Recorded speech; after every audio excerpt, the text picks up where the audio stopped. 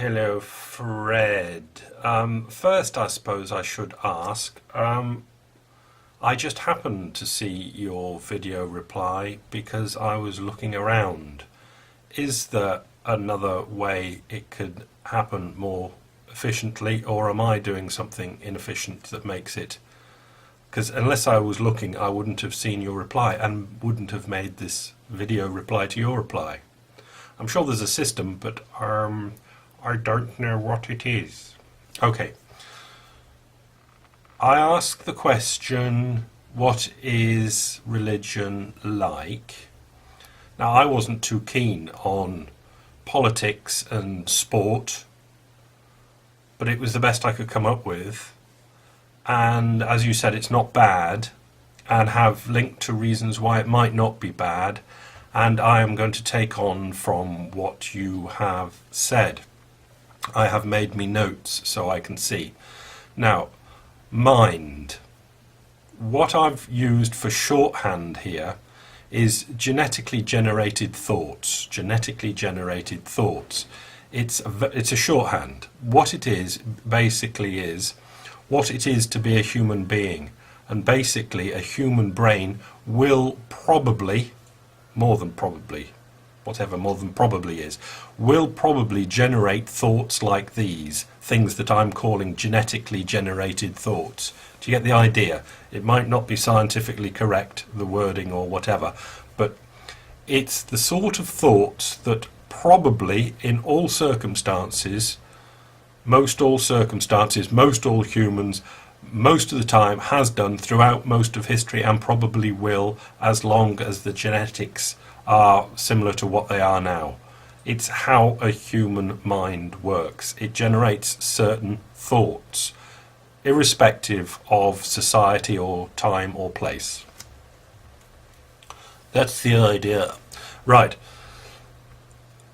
Our words to describe some of these thoughts would be, I have written separate, alone, and vulnerable.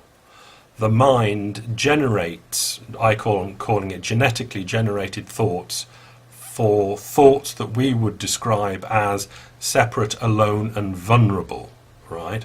I don't think that's far away from what you were saying. In fact, all this is playing on what you have said.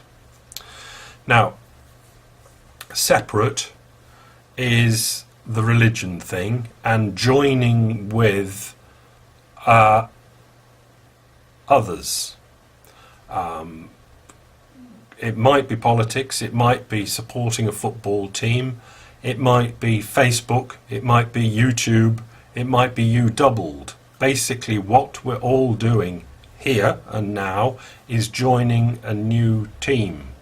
But people would be happier joining YouTube because it's a bigger team. Facebook because it's a bigger team.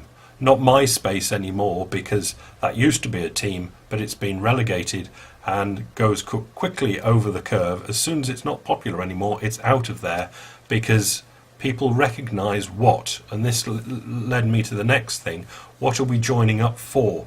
We're obviously programmed via these three descriptive words, separateness, aloneness, and vulnerableness, that our consciousness mind feels, to go into herding, packing, joining sorts of behaviours.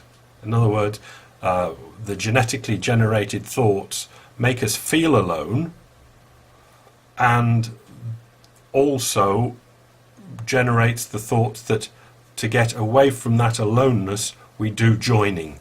And what do? We have joining to power. We join to power.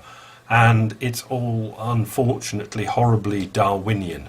That what we are always doing is joining to power, which is mass, or it could be just individual power.